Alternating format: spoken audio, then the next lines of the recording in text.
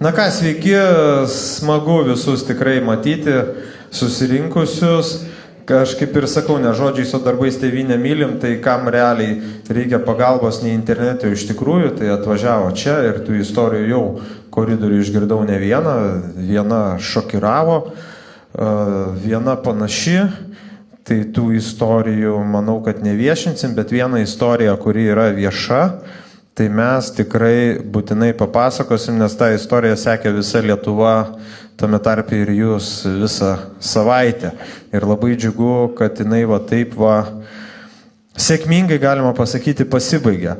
Tai iš tikro čia tikrai ne man nuopelnai už šitą istoriją, kad jinai baigėsi laimingai ir kad Dovydas ir Simona jau gali savo leliuką namuose patys prižiūrėti, o iš tikro visą šitą tiesiogiai su šeima bendravo, jiem padėjo, jiem teikė informaciją, konsultavo, su jais kartu pirmyn atgal iš Kauno į Klaipėdą važinėjo pas įvairiausius notarus, Kėdainius ir taip toliau. Tai tikrai ne aš tą dariau, o aš perdavinėjau informaciją, tai yra visų paprašysiu paploti ir noriu pakviesti Mindaugą Vilčinską, kuris iš tikrųjų nuo pat pradžių šitą problemą iškėlė, ją parodė ir ją davedė iki galo. Sveikas, Mindaugai, prisėsk. Tai aš dabar tavęs ir paprašysiu papasakoti visą šitą istoriją, nes realiai tą, ką aš perdavinėjau, tai visą tą informaciją gavau iš tavęs. Tai yra toks žaidimas sugedęs telefonas, o aš nenoriu būti tas sugedęs telefonas, tai aš tavęs tiesiog šiek tiek paklausindėdamas paprašysiu papasakoti, kiek tu gali pasakoti, kiek tėvai leido papasakoti apie visą šitą situaciją nuo pat pradžių, kaip ji buvo, kaip jinai baigėsi, nes aš jau irgi pas save dariau vakar įrašus, kad vaikų teisės vis tiek į namus ten braunos ir taip toliau. Tai jeigu tu gali papasakok, nes va šitą vaizdo įrašą pabandysim, šitą paviešinsim, kad vis dėlto kaip šitą istoriją, nes visa Lietuva sekė, tai va įdomu nuo pat ištakų, nuo pradžių, nes sakau, daug elementų išmesta, o viso vaizdo nėra, o tu esi turbūt vienintelis žmogus, kuris žinai visą istoriją nuo iki. Gerą dieną visi susirinkę, tai papasakosiu, kaip čia viskas įvyko. Tai buvo penktadienis, ruošėmės mes važiuoti savaitgaliui su šeimyna, pabūti kitoje aplinkoje, gamtoje ir taip toliau ir panašiai. Ir kaip telefone turiu 14 dieną, lapkričio, tai buvo penktadienis, gaunu žinutę su klausimu esi 14.09 ir nuotrauką. Nuotraukoje parašyta vaiko laikino apgyvendinimo aktas. Aš pasiskaitau, kad gimė 9, surašytas 10. Aš paklausiau, kas čia per situaciją, sakau, keista, sakau, pagimdė ir aktą surašė. Sako, čia man atsitiko. Aš įsiterpsiu, tai tu pažinojai? Žinojau. Dovydas tau pažįstamas buvo? Kaip ir taip, jis irgi man padėjo ir žmonai padėjo, kai buvo bėda, tai taip ir susipažinom, kad per bėdą. Dovydas tau padėjo, kai tu turėjai savo problemą? Taip. O, geras. Tai kažkaip, taip ir buvo ir paskui mes važiavom kokius 200 km nuo Kauno, tai kabėjau visą laiką ant to ragelio ir sakau, reikėtų tau nuvažiuoti tas klinikas. Jis papasako, kad jis negali pasiimti kūdikių iš klinikų, jam neleidžia. Tai sakau, ar turi kažkokių tai dokumentų, aš nieko iš vis nežinojau. Sako, nieko nežinau, nieko nedavė. Tai sakau, jeigu gali nuvažiuok į polikliniką ir paprašyk, kad tau pateiktų dokumentą, nes jeigu laiko, tai jie turi kažkokį dokumentą turėti kaip argumentą, dėl ko jie neleidžia ir taip toliau ir panašiai, paprašyk, kad išduotų tą kopiją. Jis nuvažiavo į tą polikliniką, paprašė ten pateikti tų dokumentų, tai ten apie valandą laiko raštinę, to atspausdins ir atsirado policijos pareigūnai. Atsirado policijos pareigūnai, nei tie policijos pareigūnai negalėjo gauti tų dokumentų, nei jis pats. Patys, kiek supratau, policijos pareigūnai susisiekė su vaikų teisėm. Vaikų teisės sakė, kad atsiūs pareigūnį į elektroninį paštą tą dokumento kopiją. Nu, padavė pareigūnė elektroninį paštą ir laukiam, nes, kaip sakyt, kad žinot visas aplinkybės, tai jeigu yra priimti sprendimai kažkom, ta prasme, kad vadovautis. Tai praėjo valandą, pareigūniai paskambino, pasakė, kad neatsiūs, nes patys atvažiuos ir atveš. Ir toliau, kai patys atvažiavo, tai visi matė tą video, kaip atvažiavo, to dokumento net nedavė nei pačiupinėti, nei paliesti. Ir buvo ta tokia įdomi situacija. Ir paskui prisiuntė man tos visus video, kiek ten turėjo pats nusifilmavęs iki to laiko, kaip ten tie pokalbiai vyko, visi tie kiti dalykai. Tai aš nuvykęs tenai į vietą, dirbau su tais visais duomenim, įskaidžiau ten, susidariau savo tą teoriją, kaip ten kas galėjo būti, ir pamačiau akivaizdžius savo keliais pramintus tos tokius dalykus, kaip yra pagal protokolus padaromas, nupiešiamas, situacija konkrečiai nupiešiama pagal protokolus. Aš patikslinsiu, ta prasme, tu išvelgiai tą patį modelį, lygiai, kurį pats patyrei. Taip. Ir kadangi pats visą tai žinau ir žinau, kom tai baigsis. Ir kai išėjo situacija tokia, kad, kaip sakė, kad tipo pirmadienį ten kažką nuspręs, tai aš iškart supratau, kad pirmadienį, jeigu nieko nepadarysim iki pirmadienio, tai sprendimas bus, kad vaiką palikti globoj, teismas, jeigu teismas įsivels ir priims tokį teigiamą sprendimą, tai jau žinojau, kad tai užtruks toliau mėnesiais. Nes viskas bus. Ta prasme, vaikų teisės būtų kreipęsi į teismą, tada teismas iškepė kažkokią nutartį, tada terminai, skundimai ir tas teisminė karuselė. Nes galiu nupiešti, kokia būtų buvus mano kaip logika pagal tą visą metodą, kaip ten būtų buvę, tai būtų buvę nupiešta, kad motina pati negali pasirūpinti, tėvo nėra. Nes psichiatriniai? Jo, nes įrašas psichiatrinė. Paskui sužinojom, tik tai nes iki to laiko nežinojom, kad jinai psichiatrinė, nes jinai vietoj buvo, visada. Ir tada surinkau visus e-mailus žiniasklaidus, suskaidžiau, užkėliau į serverius duomenis, visus dokumentus ir vienu metu visiems viską įsiunčiau. Tai buvo... Pagrindinius pavardink žinomiausius, kam išsiuntei. Aš neturiu iš visus... Tai visų nereikia, pagrindinius. Tai pagrindiniam ir įsiunčiau. Ten Delfi 15 minučių. LRT, Delfi 15 minučių, BNS ten ir taip toliau ir panašiai. Ir turinys buvo laiško apie ką? Tai turinys buvo, kad prašiau pagalbos pradėti žurnalistinį tyrimą, nes akivaizdus yra kažkokia tai kūdikį paėmė. Ta prasme situacija... Tiesiai iš ligoninės. Tiesiai iš ligoninės, taip. Pirmi namai buvo pas globėją. Tai ir įsiunčiau tos visus laiškus ir galvojau, reikia... Nežinojau niekur, kur dar buvo galima kreiptis, kaip tik pas tave. Žinau, kad tu labai operatyviai greitai reaguoji ir tai pasiteisino eilinį kartą. Tai paskui, kaip čia toliau buvo.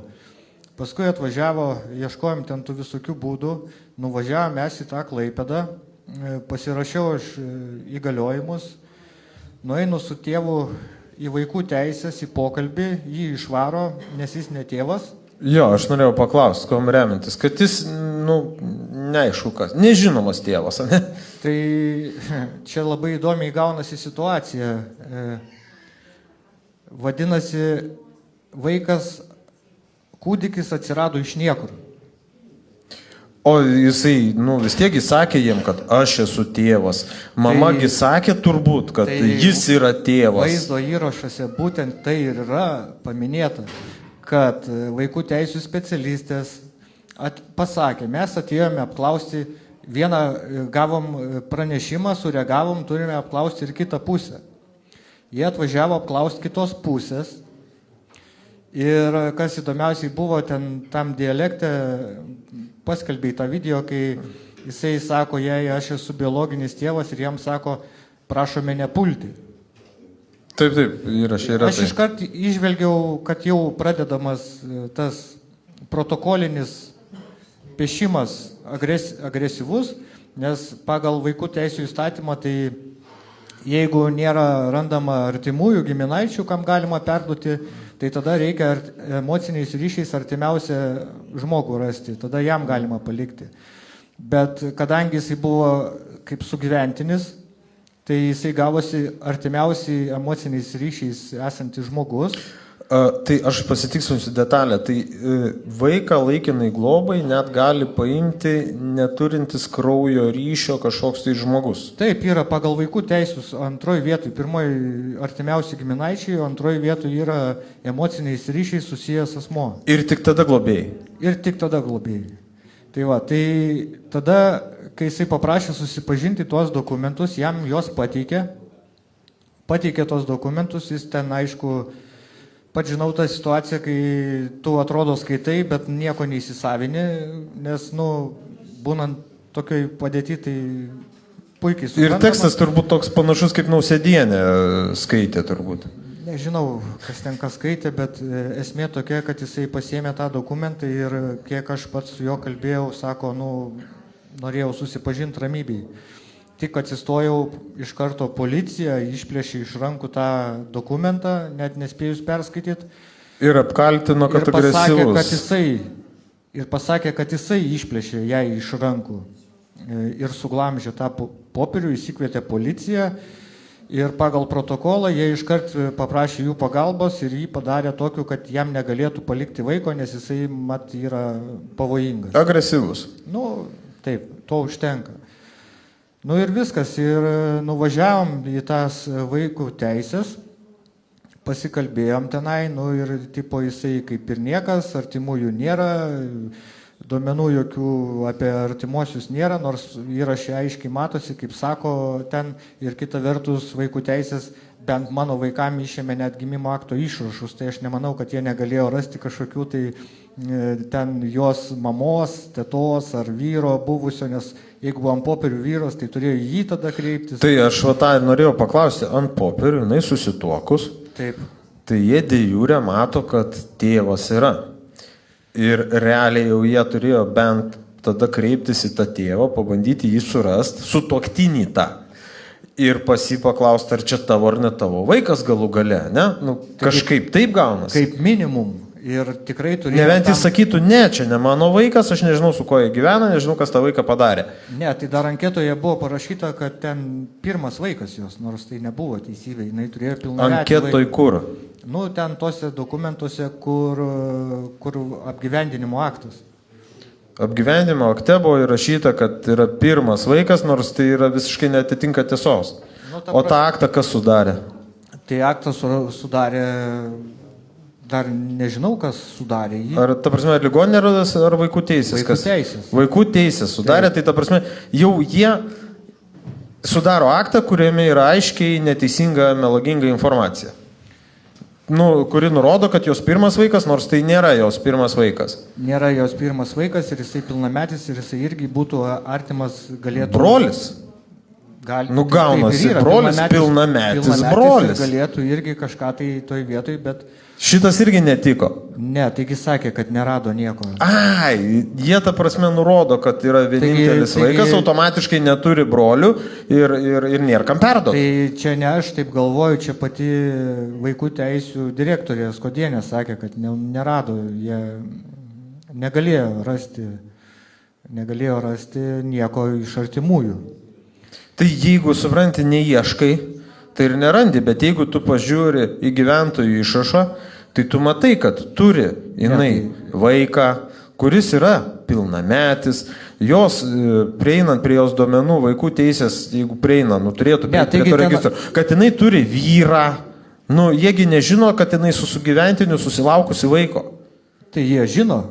Jiem pasakyta tą žodžiu, bet formaliai, tai ta prasme, registrų, jiem duomenys tai tie pasiekiami, o sako Skodienė, kad nieko nerado. Tai ir toj vaiko apgyvendinimo anketui parašyta tėvas nežinomas. Taip, aš tą dokumentą, tą iškarpą viešinom, po to mačiau ir pilnas dokumentas internete. Tai dar kitas dalykas buvo tas, kad įdomiausia paskui, kai įsiaiškinau, kodėl jie policininkam nesiuntė to. Va čia šitą papasakok, labai svarbus momentas. Kodėl policininkam nesiuntė to akto laikino apgyvendinimo? Nes jeigu būtų gavę policininkai tą aktą, jie būtų jį perskaitę teisingai.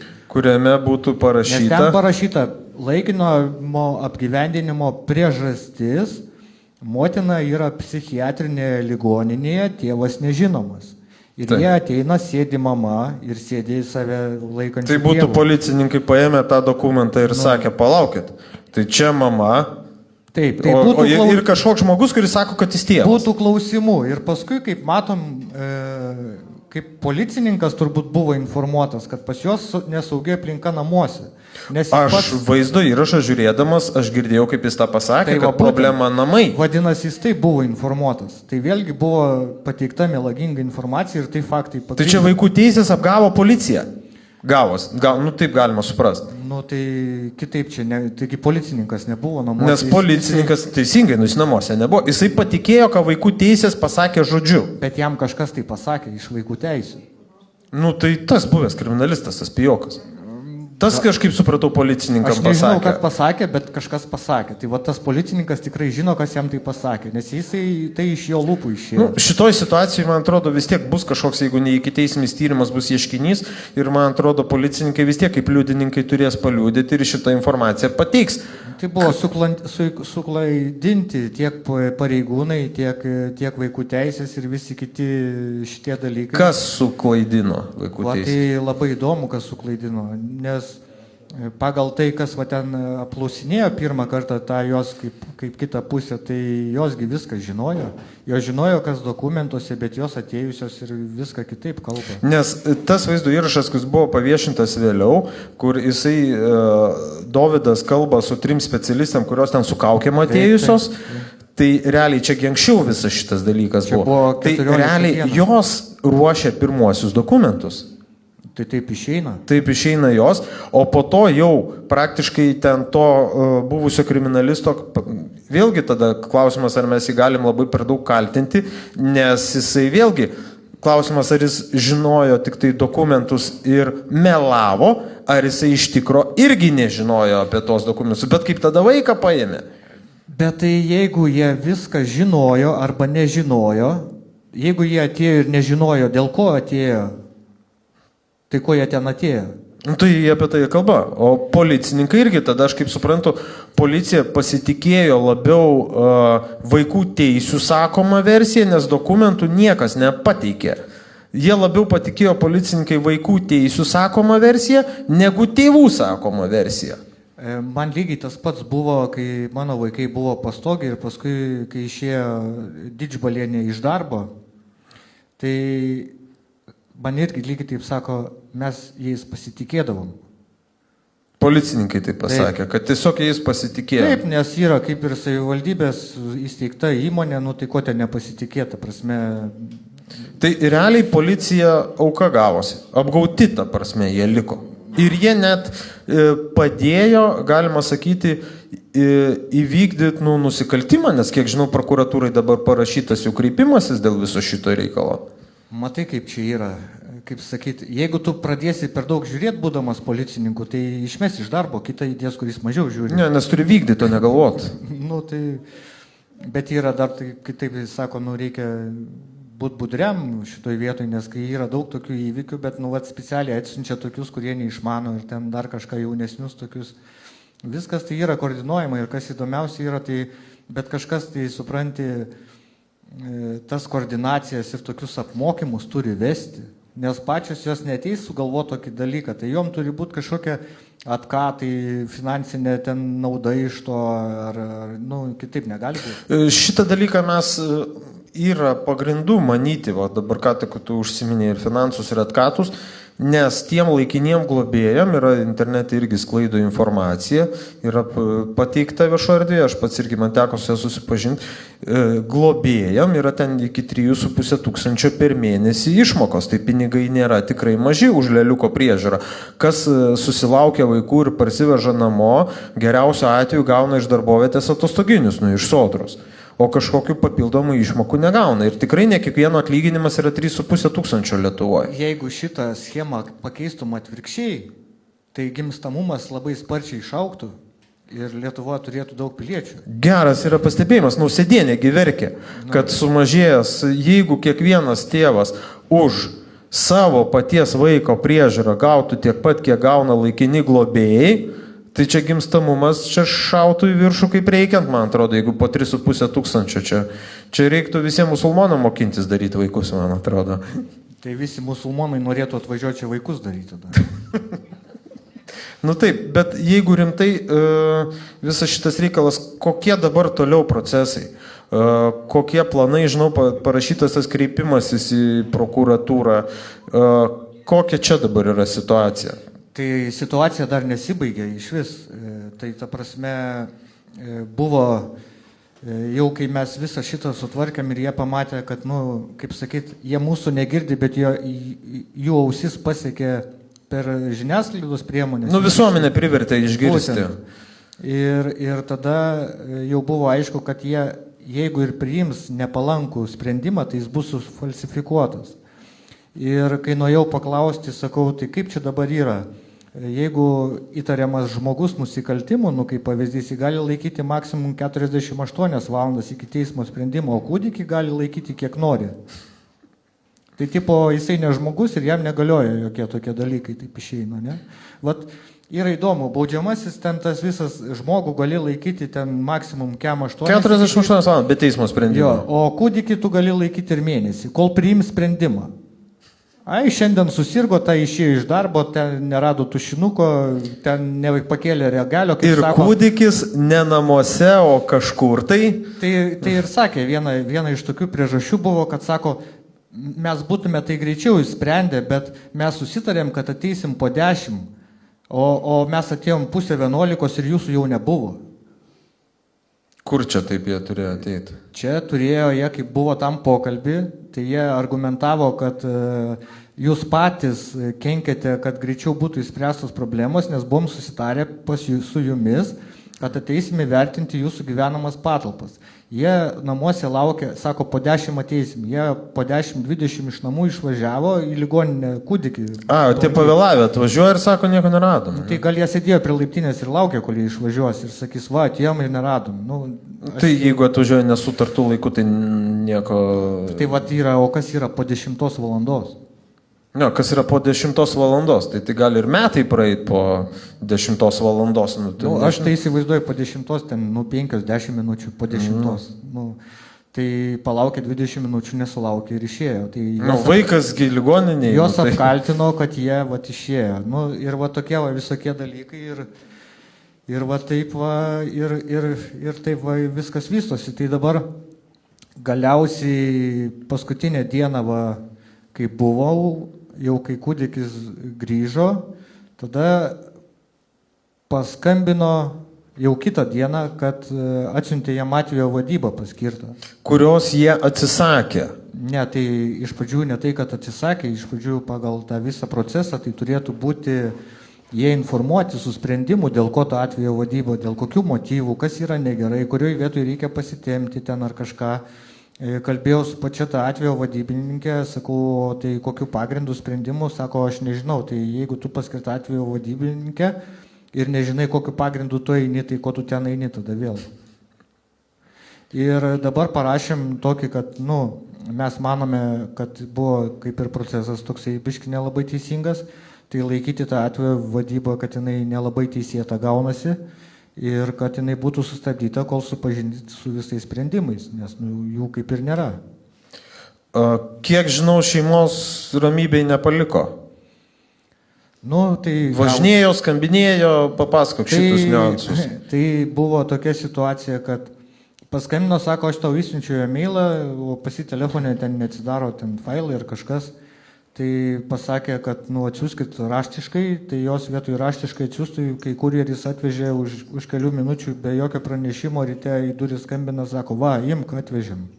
Tai ten vėl stresas, kad jau gal vėl paimt atvažiavo. Tai kai jau pradėjo skambinėti ir į durį skambinėti, tai sakė, mama vėl pradėjo pergyventi, kad vėl gali kažkas tai atsitikti, ir vėl blogai pradėjo jaustis. Prasme, tie tokie svečiai visiškai nelaukiami tuose namuose.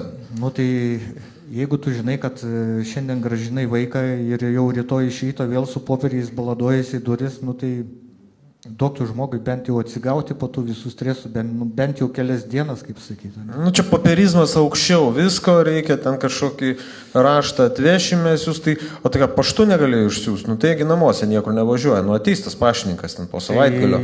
Kai atvažiavo, jis ir pasakė, sako, nu aš dabar tokios būsenos, kad aš, nu įsiųskit man paštu, nes man atsigauti reikia, aš dar, sako, dabar gavęs tą laišką, nei aš su jo adekvačiai nepriimsiu, ta prasme.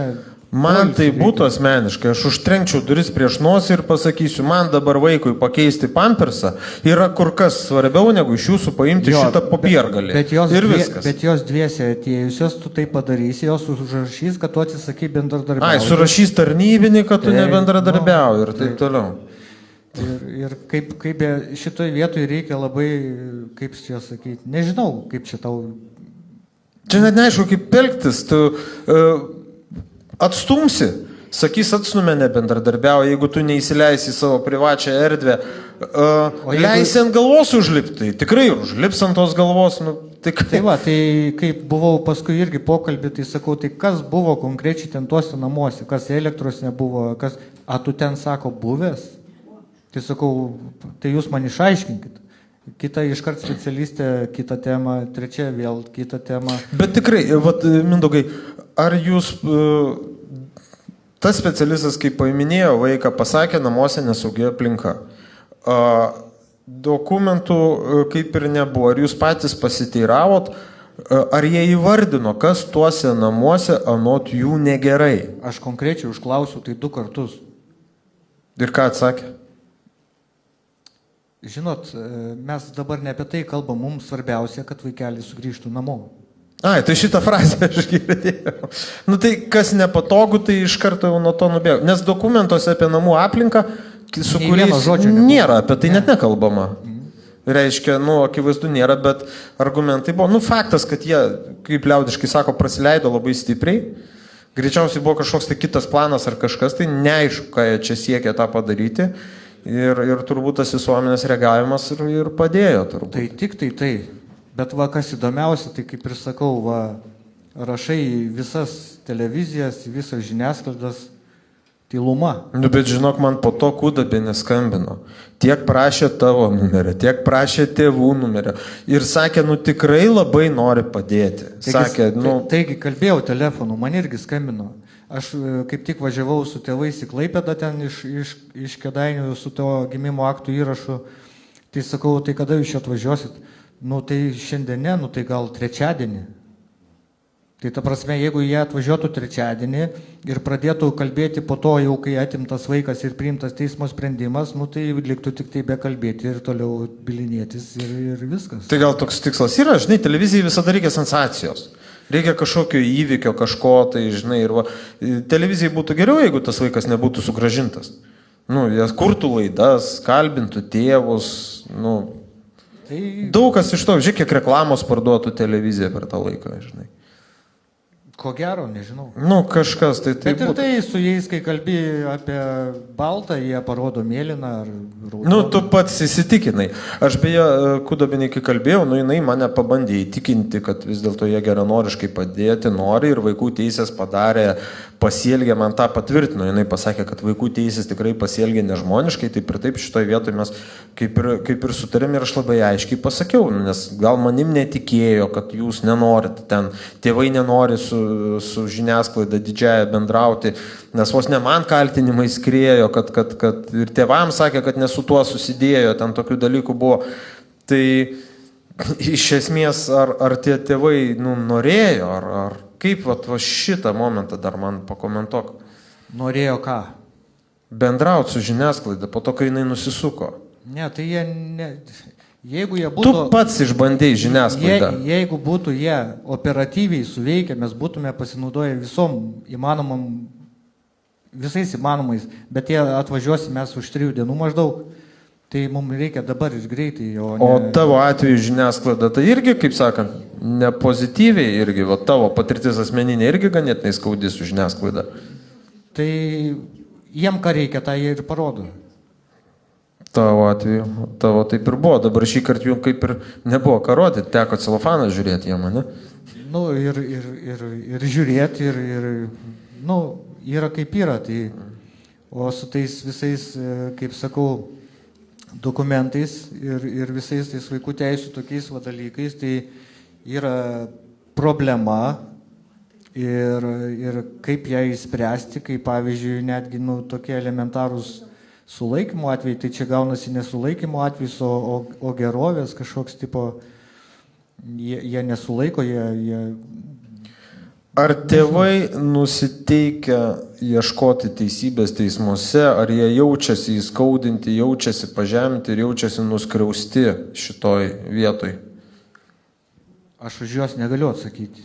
Nu, kiek tau yra žinoma, ar jie ketina bilinėtis, ieškoti teisybės, ar tiesiog nori pamiršti šitą istoriją?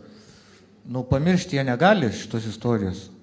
Ir viskas dabar vyksta tokiam dalykė, kad analizuojami visi dalykai ir bus procesai. Vienareikšmiškai bus, nes kol asmenys tai padarė, nepatirs kažkokio tai atsakomybės, tai niekad nesibaigs. Nes dabar žiūrėk, kaip gaunasi, jie padarė ir tipo, nu ką, suklydo vieną kartą, antrą kartą, penktą kartą, šeštą ir nieks neneša atsakomybės. Va, pavyzdžiui, mano atveju tas buvo toksai vaikų teisų specialistas, kuris falsifikavo visą bylą, tai pakėlė pareigose. Ta teisėja, kuri priėmė sprendimą neteisėtai, ją pakėlė iš apylinkės į apygardos teismą. Tai čia skatinimas. Tai visi karjerą padarė, ne to, kad būtų nubausti, bet jie karjerą padarė. Tai va, tai yra geras pavyzdys. Skatinimas toksai. Tai va ir viskas, tai jie žino, kad jiem nieko nebus, tai jie nieko ir nedaro. Va, pas mane dabar va irgi yra byla, kur surašė ieškinį dėl buto, tai aš galvojau, teisme pamatysiu tą rašytoją, sako, jinai išėjo iš darbo. Tai jeigu išėjo iš darbo, nėra reikalo tada. Nu ir viskas, nu, ką. Tai ką, perdodam ir viešai, ir tėvam vis tiek to bičiulis nuoširdžiausius linkėjimus, tegu laikosi. Aš noriu dar informuoti tokią momentą, kad į mane kreipėsi vieni tokie dideli finansininkai iš London City, ten tame tarpe vienas lietuvis darbuojasi, labai didžiulė kompanija, ten jie bankinės garantijas parduoda ir taip toliau, nu, stiprus, labai finansiniai pasiūlė. Tai jie pasiūlė irgi biudžetą pradinį, 30 000 eurų, jie patys duos advokatus, kuriuos jie apmokės, Londono advokatus, kreipimuisi į tarptautinius teismus. Ne Lietuvoje čia, bet į tarptautinius teismus. Ir jie sako, mes pradžiai jiems susipažinti su dokumentu, su byla, jie sako, mes tokį biudžetą išskirsim. Ir sako, ateityje žiūrėsim. Tai tikrai jie neliko abejingi ir nieks, daug žmonių neliko abejingi šitam reikalu. Ir, tikrai čia... Prieš vaikų teisų biudžetą tai yra lašas jūroje, turbūt. Na, aš nežinau, ar vaikų teisės gali kapotis su, tikrai nenoriu reklamuoti aš tos kompanijos, man yra žinoma, kur ten daug nulių pas jos yra. Tai iš esmės, bet jeigu siūlo, man atrodo, jie pasižiūrėt, bet čia kalbam vėlgi apie tarptautinį reikalą. O kad vaikų teisės dabar jau iš biudžeto gauna labai daug pinigų, mes tą matom. Tai todėl tai ir vyksta turbūt. Aš tik tai dar pabaigai klausimą, o kur tėvų teisės? Stalčiui turbūt. Kažkur tai. Kiek žinau, yra iš politikų, nenoriu vardinti Seimo dabar narių, bet yra jau diskusija, kad vis dėlto būtų vaiko paėmimo proceso metu, kad būtų advokatas, kuris atstovautų tėvų teisės. Ir aš manau, toj situacijoje, jeigu būtų buvęs kažkoks advokatas, būtent tuo metu, tai man atrodo, advokatas būtų privertęs policininkus išreikalauti dokumento. Nes vėlgi policininkai, esant advokatui, vėlgi tas jėgų balansas pasikeičia šiek tiek. Bet čia irgi daug vietos manipuliacijų. Jeigu būtų paimtas įstatymas, kad esant tokiai situacijai atsakomybė iškart ir vietoj taikoma asmeniui, iškart jisai uždarimas į kalėjimą, kol nagrinėjimą, tai išspręstų žymiai greičiau visas problemas. Aš manau. Ką, ačiū tau tikrai, labai visa tauta žiūrėjo, visa tauta susipažino Lietuva su tavim, kai tu pergyvenai savo istoriją ir tą karą laimėjai, bet kaip suprantu, to atveju, kiek žinau, irgi dar istorija nėra baigta iki galo, ten tęsiasi dar tu kovoje, o čia dar viena istorija ir mes ką tik čia sėdėdami irgi dar prisiklausėm dar įdomesnių istorijų. Va šiandien čia tokių istorijų prisiklausiau, kur vėlgi vyksta lygiai tokie patys procesai. Ta prasme, tą modelį tu įžvelgi iš karto, nes pradėjo žmonės pasakoti savo istorijas, išgirdom ne vieną. Iš karto.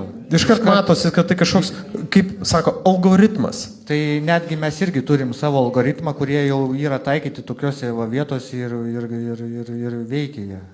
Dabar prieš jų algoritmus. Taip, jau yra tokie atvejai, jau ne vienas. Čia dabar algoritmų karas prasidės kažkas. Nu, kai nežinau net ką čia pasakyti, bet tai ar čia vaikų ir tėvų kažkokia tai gynyba, ar čia pasipinigavimas vyksta? Ne, aš tėvų gynybos tai tikrai čia niekur nepastebėjau. Tai va. Gerai, ką, ačiū tau tada dar kartą, paplokit Mindaugui tada už šitą visą darbą didelį, kurį jis padarė. Ką?